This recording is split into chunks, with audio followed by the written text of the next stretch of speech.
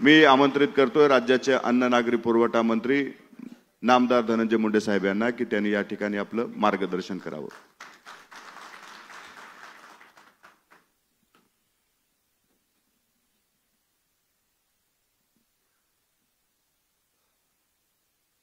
आजच्या या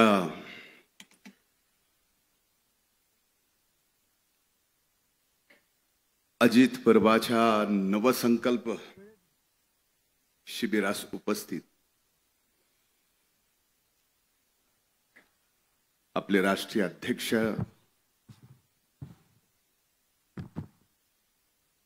आदरणीय दादा, आदरणीय प्रफुल्लभाई पटेल साहेब, राज्याचे अध्यक्ष आदरणीय तटकरे साहेब, महिला आघाडीच्या अध्यक्षा माननीय रुपालीताई चाकणकर, इथं उपस्थित आदरणीय दिलीप वळसे पाटील साहेब, आदरणीय हसन मुश्रीफ साहेब, मंत्रिमंडळातील इथं उपस्थित सर्व आदरणीय सहकारी, विधिमंडळातील इथं उपस्थित सर्व सन्माननीय सहकारी, पक्षाच्या इथं उपस्थित सर्व सहकारी बंधू भगिनींनो आणि पक्षातील माझ्या इथं उपस्थित तरुण भावांनो, खऱ्या अर्थानं विधानसभेच्या निवडणुकीनंतर त्याच्या अगोदरही आपण अजित पर्व म्हणून पक्षासमोर एक दादांचा विश्वास महाराष्ट्राच्या जनतेसमोर ठेवला। विधानसभेच्या निवडणुका झाल्या, खऱ्या अर्थानं महाराष्ट्राच्या जनतेने दादांच्या नेतृत्वावर विश्वास ठेवला आणि आज विधानसभेमध्ये सत्तेत येऊन अजित पर्व पुन्हा चालू झालं आणि त्यासाठी आपल्याला नवा संकल्प घ्यावा लागतोय, तेही शिर्डीमध्ये। ही एक आगळीवेगळी आपल्यासाठी आनंदाची पण गोष्ट आहे आणि नव्या जबाबदारीची पण ही गोष्ट आहे। मी रात्री प्रवासात येत असताना विचार करत होतो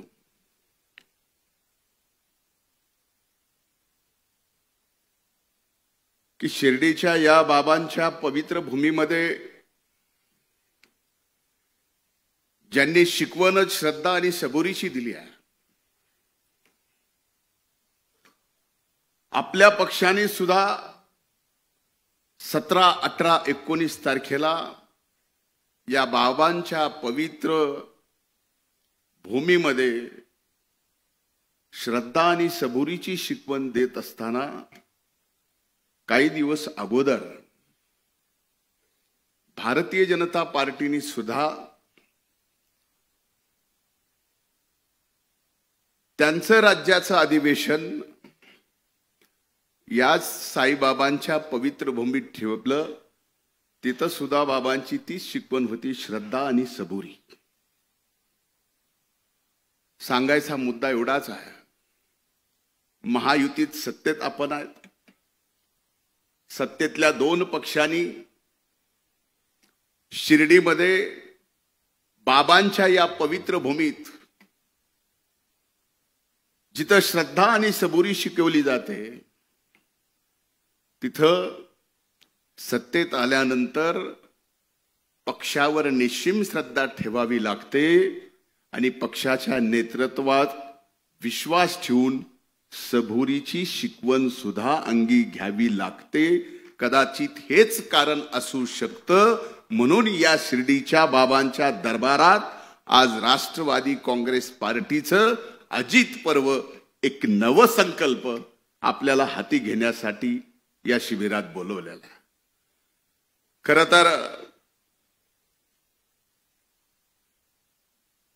मी अनेकदा दादांच्या बाबतीमध्ये, पक्षाच्या विचारांच्या बाबतीमध्ये मी बोलत आलेलो आहे. माझ्यापेक्षा अनेक मान्यवर राष्ट्रवादी काँग्रेस पक्षामध्ये मी या पक्षात यायच्या अगोदरपासून आहे.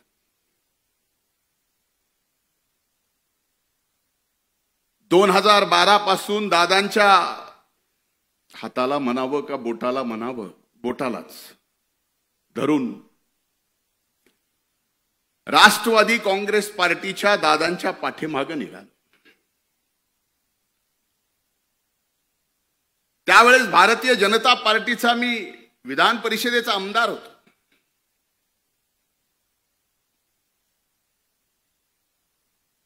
आमदारकीचा राजीनामा द्यायला लावला.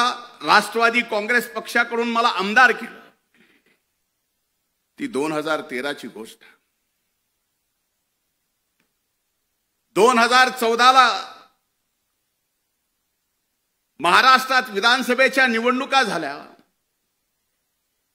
आणि आपलं आघाडीचं त्यावेळेसचं सरकार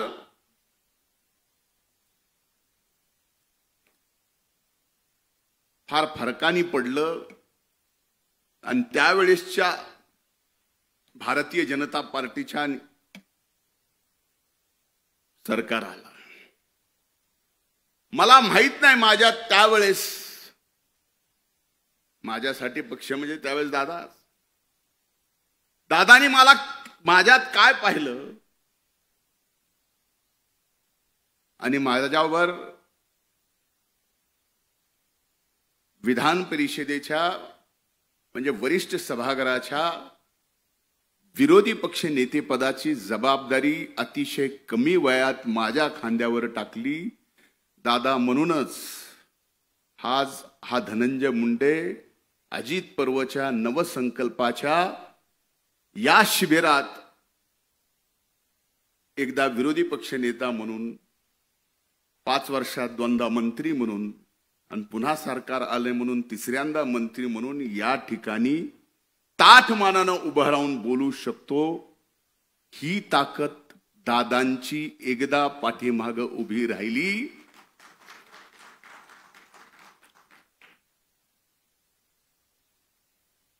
आता सूरज बोलत बोलत म्हणला की 1-1.5 महिना झालं टीव्हीवर मी, म्हणजे मी म्हणण्यापेक्षा जिल्हा आहे, मी आहे.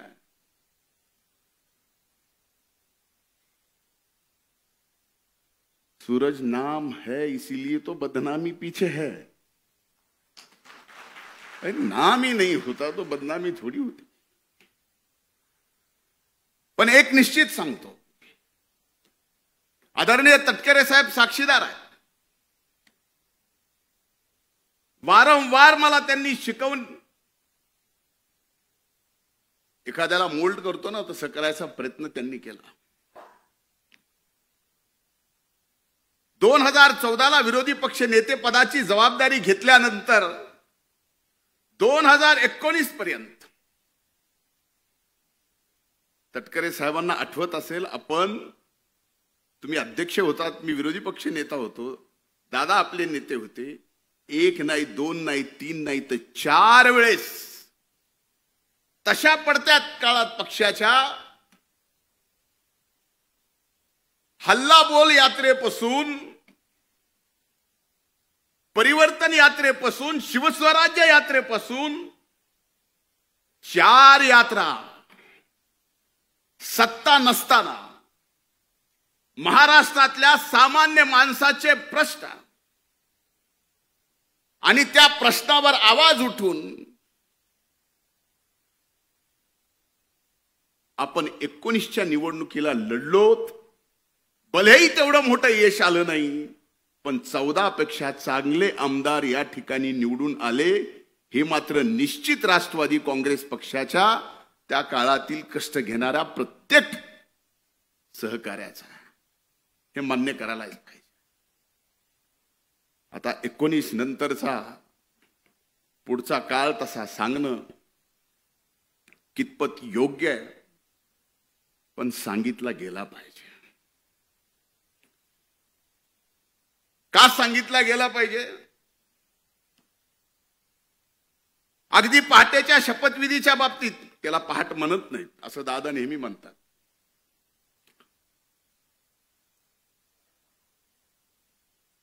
पण कदाचित त्याच्या शपथविधीच्या अगोदर साहेब आपण पण साक्षीदार आहे. मी दादांना विनंती केली होती, आज स्पष्टपणाने बोलतो, कधीही बोललो नाही, कारण इथं फक्त आणि फक्त राष्ट्रवादी काँग्रेस पक्षाचे दादांचे एकनिष्ठ सहकारी आहेत म्हणून मी हे बोलायची हिंमत ठेवतो. त्यावेळेस मी म्हणलं होतं दादांना, तटकरे साहेब आपण साक्षीदार असाल तर हो म्हणा, शपथ घेऊ नका. का म्हणलो होतो? काही गोष्टी कळाल्या होत्या, त्या नम्रपणे दादांच्या पायी माझं डोकं ठेवून जे तटकरे साहेबांनी बघितलं की म्हणलं दादा आपला घात होतोय. दादानी माझ्या डोक्यावर हात ठेवून म्हणले असला घातभीत काय होत नसतो, पण शेवटी व्हायचं ते झालंच. त्यावेळेसपासून आपल्या या दादांना विलन आणि खलनायक ठरवायचं षडयंत्र त्यावेळेसपासून चालू होतं. आज हे मी बोललो तर कुणाला कदाचित माहित नाही मधल्या काळात, पण ही वस्तुस्थिती आहे. वारंवार या महाराष्ट्रात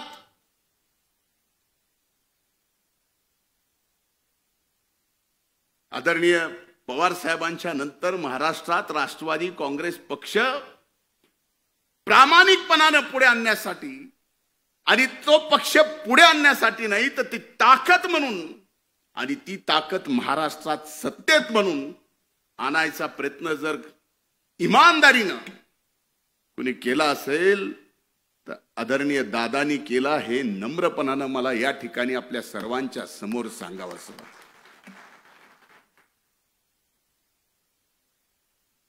आता पहाट होती त्यामुळे त्या शपथविधीला मला येता आलं नाही, कारण पहाटेचं आपलं तसं जमत नाही. पण घेणं एक ना घेणं दोन, शिक्षा मात्र मला झाली. ही मान्य करता का नाही?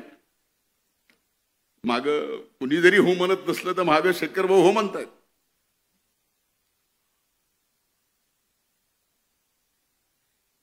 त्यानंतर ज्यावेळेस सर्व राष्ट्रवादी काँग्रेस पक्षाच्या मान्यवर नेत्यांनी ठरवलं की आता आपल्याला भारतीय जनता पार्टी सोबत युती करावी लागते, दादांनी तो निर्णय घेतला आणि आपण सर्वजण दादांच्या पाठीमागे खंबीरपणाने उभं राहिलो. आणि आज खऱ्या अर्थानं अनेक वर्षापासून असा विश्वास एकट्या दादावर असता तर एकट्या राष्ट्रवादी काँग्रेस पक्षाने या महाराष्ट्रात सत्ता दादांच्या नेतृत्वाखाली आणली असती. पण वारंवार दादाच्या चांगल्या कामाला खलनायक ठरवायचं काम करण्यात आलं, त्याचमुळे हे घडलं नाही. लोकसभेची निवडणूक झाली. लोकसभेच्या निवडणुकीत दारुण पराभव झाला. मला अनेक जण त्या राष्ट्रवादी पक्षाचे जुने जाणते नेते येऊन म्हणतात, तू कशाला रे लोकसभेला वहिनीच्या प्रचाराला आला? त्याच्यामुळं तुला आता बघ विधानसभेत काय होते. जे व्हायचंय ते होईल. मला पक्षाने सांगितलं जा तिथं सभा घे. सभा घेतल्यानंतर त्याचा परिणाम माझ्यावर काय होईल याचा विचार करणारा एवढ्या हलक्या काळजाचा मी राष्ट्रवादीचा आणि दादाचा कार्यकर्ता नाही. आणि माझी विनंती आपल्याला, आपल्यापैकीही कुणी नाही, नसणारच, पण हो, हे सगळं केल्यानंतर त्याची किंमत मोजावी लागते.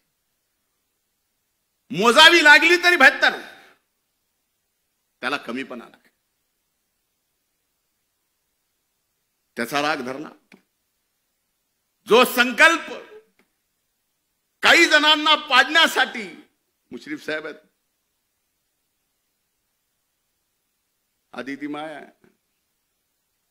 मैं खुद गब्बर है, वळसे पाटील साहेब आहेत, यांना पाडायचंच अशी यादी कमी नव्हती. पण पडलं कोणीच नाही. तुम्ही लाखभर मतांना आलात, मी जरा जास्त मतांना आलो म्हणून मला भोगावं लागायला की काय असं मला वाटायला लागले.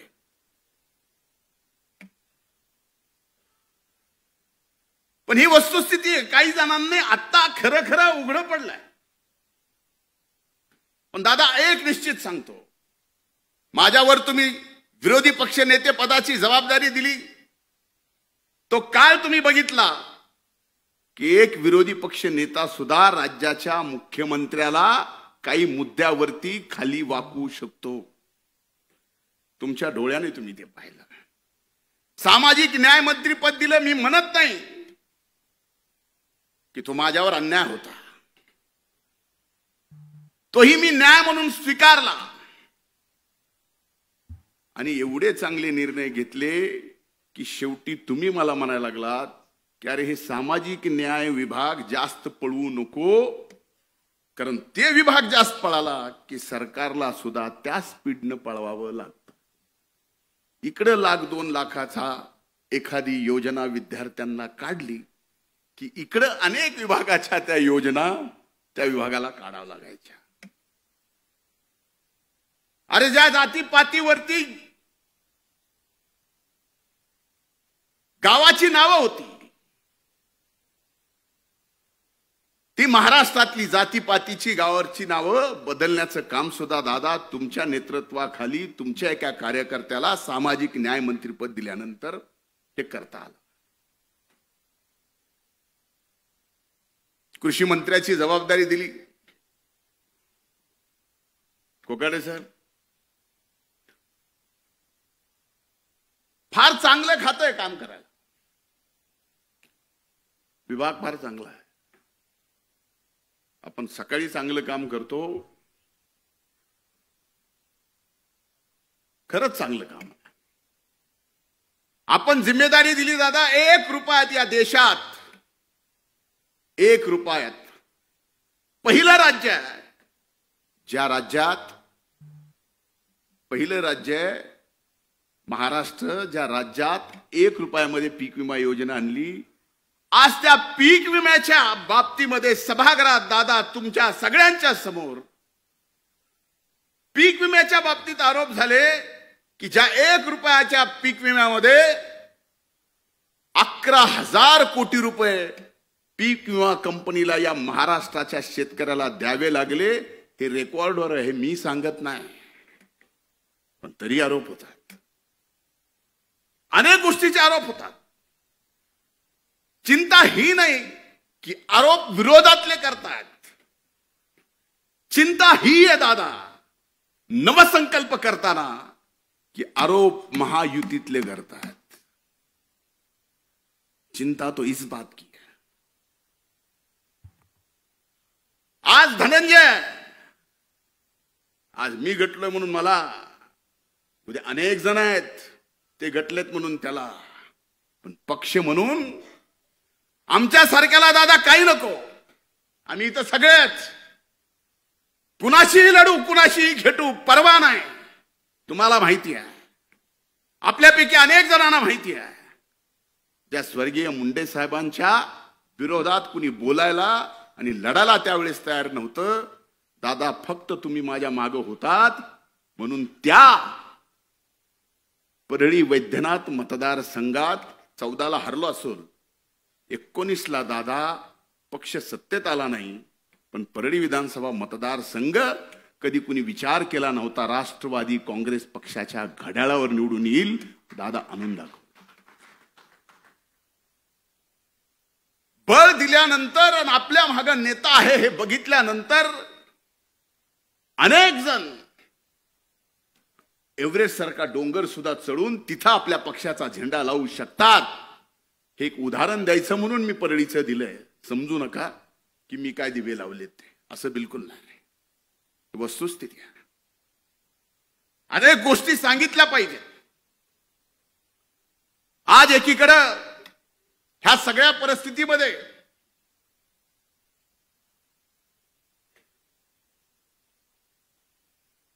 दादानी ऐकावं म्हणून मी थांबलोय.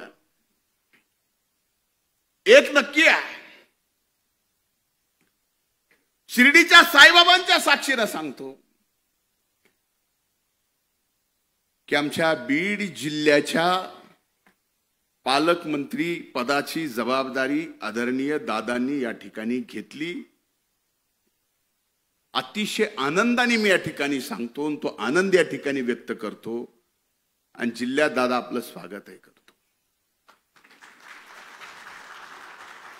यात मीही विनंती केली होती की सद्य परिस्थितीमध्ये अशा जबाबदारीत आपण नसू नये. पण एक गोष्ट मात्र लक्षात घेतली पाहिजे. आज अजित पर्व आहे. आज आपण सत्तेत आहोत. आज आपल्याला नवीन संकल्प घ्यायचा आहे.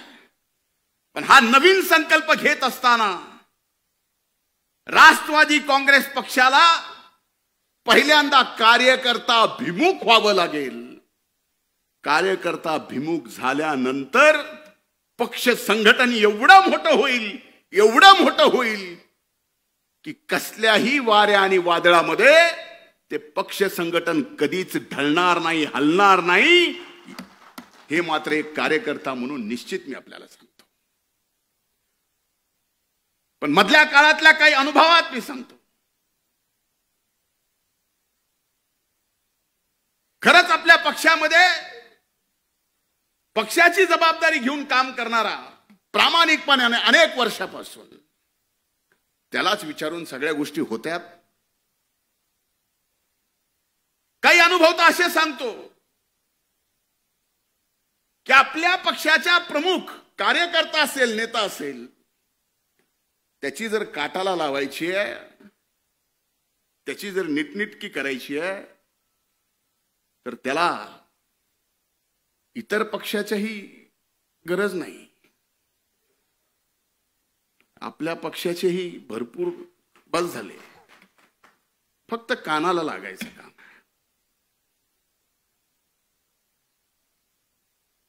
यानी काय होणार आहे?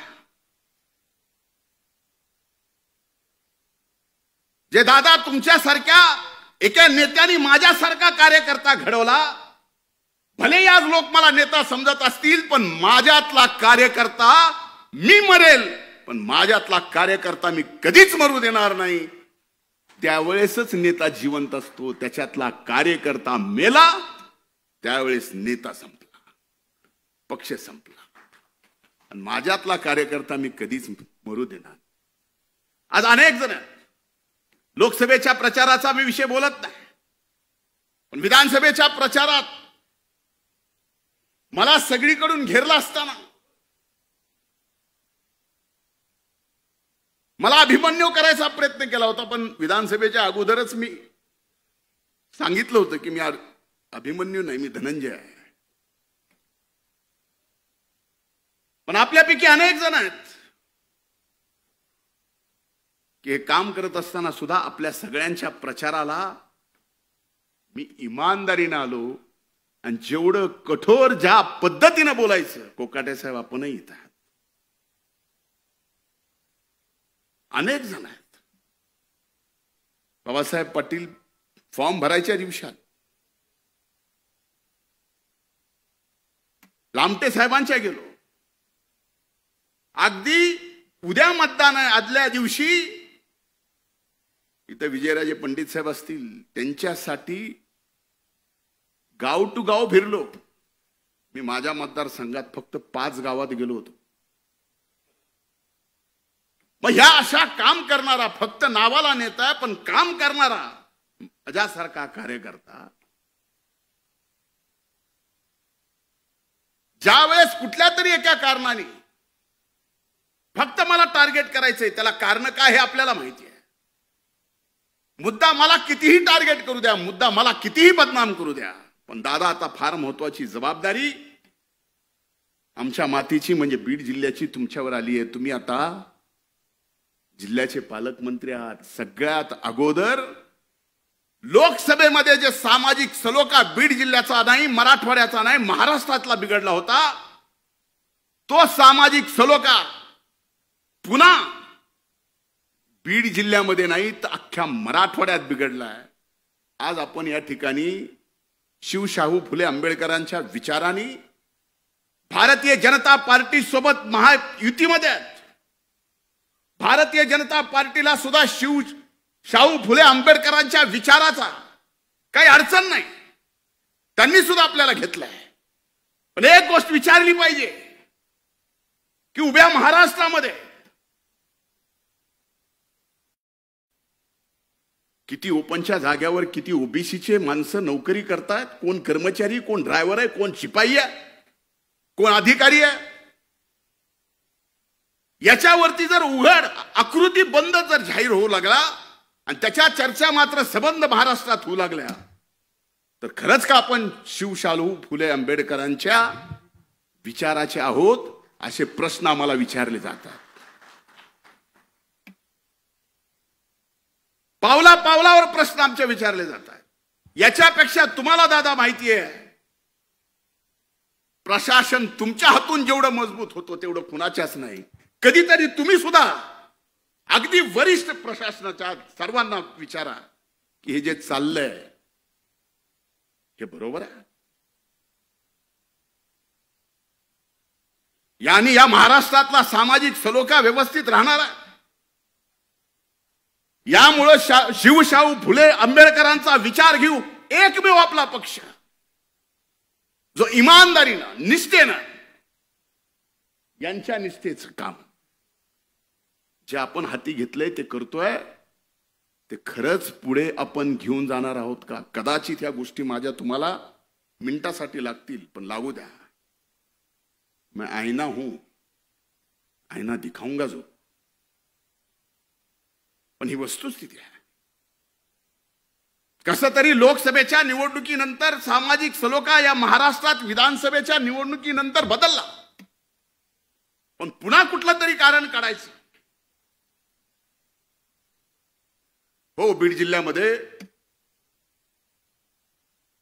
मस्साजोगचे आमचे सरपंच संतोष देशमुख यांची निर्गुण हत्या झाली. ज्यांनी गेली ती गुन्हेगार, त्या कृत्याचं कुणीही समर्थन करू शकत नाही. आणि ज्यांनी केले असेल त्यांना फासावर लटकवलंच पाहिजे. आज प्रत्येक जाती धर्मात 5-10% गुन्हेगार आहेतच. कुणी उठून सांगावं की हो माझी अशी जात आहे, हो असा माझा धर्म आहे, एकही गुन्हेगार सापडणार नाही. सांगावं.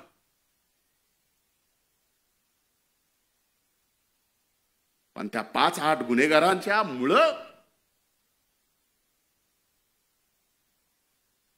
उभ्या महाराष्ट्रामध्ये जर मीडिया ट्रायल होत असेल एका जातीचे, ओबीसीचं, तर लोक आता एवढे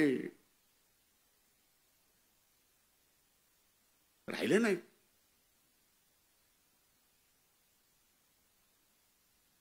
बीडचा बिहार,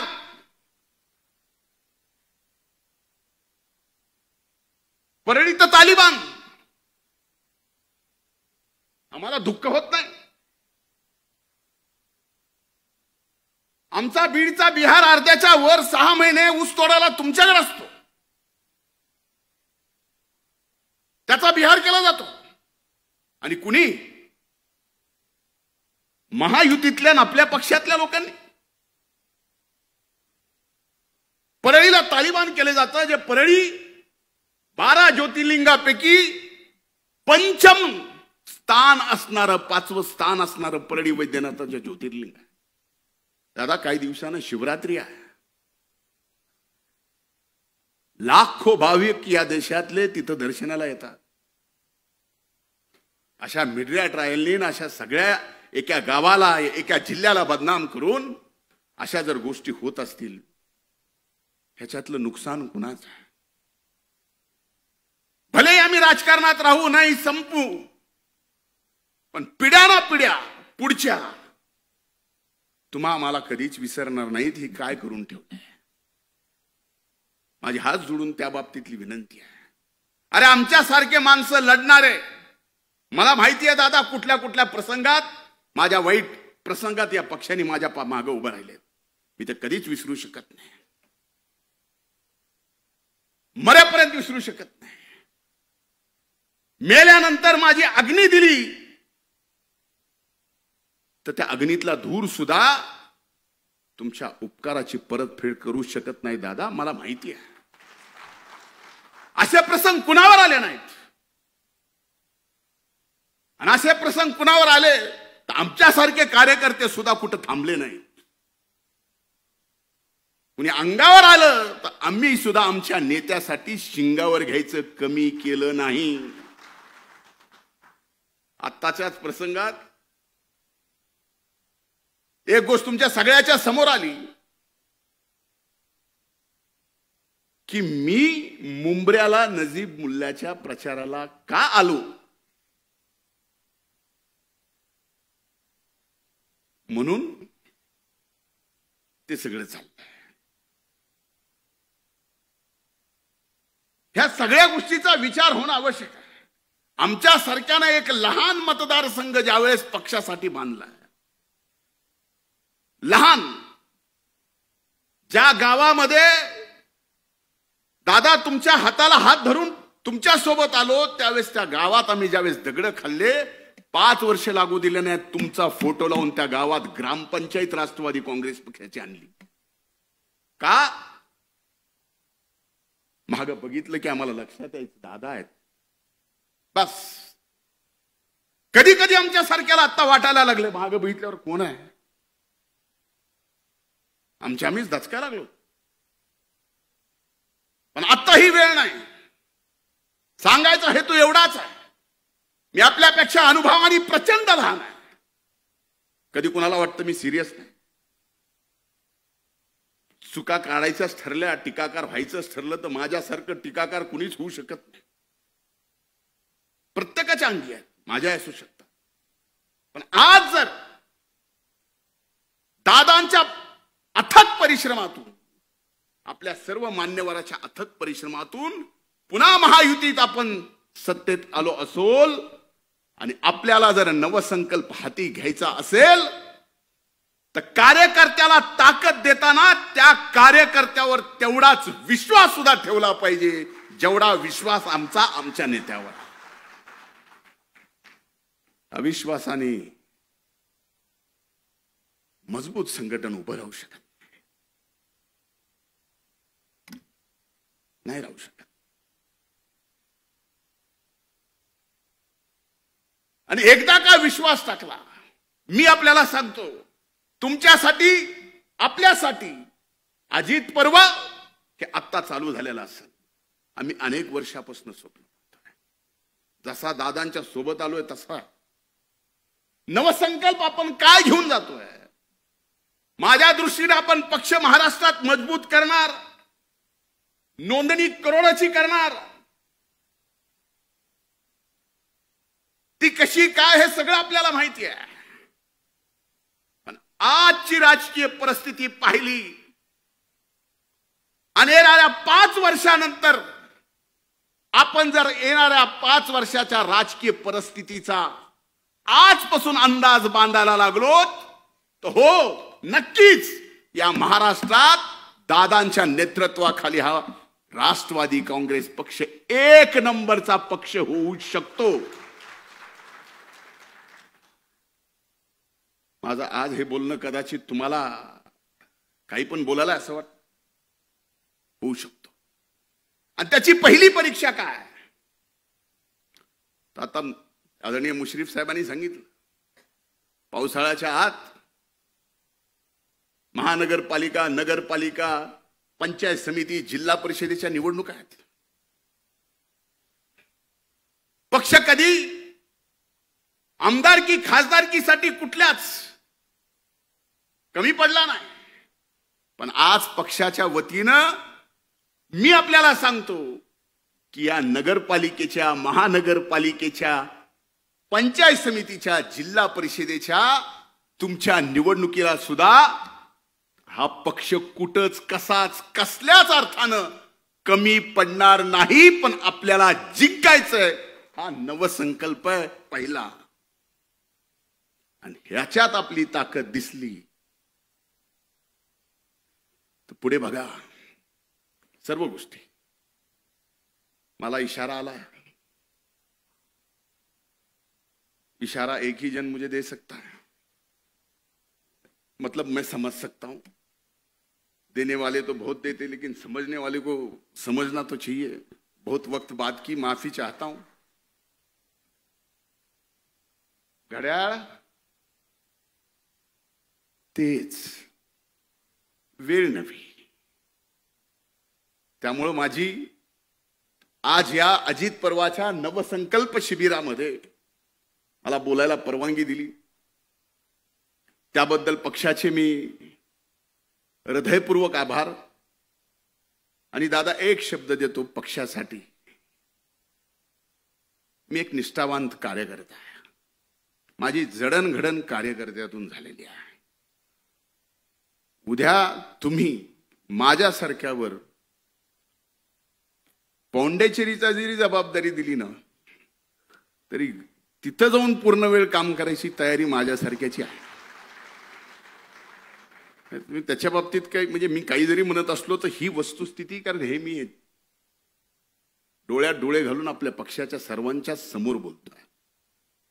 आणि ही जबाबदारी आपण सगळ्यांनी घेतली पाहिजे. मी उदाहरणानं म्हणजे 2 मिनिट हसावं म्हणून, पण आपल्या जे शक्तिस्थळ आहेत ते आणखीन मजबूत करायची वेळ आहे. हेच खरा अजित पर्व आहे, हेच खरा नवीन संकल्प आहे. खूप खूप धन्यवाद. जय हिंद, जय महाराष्ट्र, जय राष्ट्रवादी.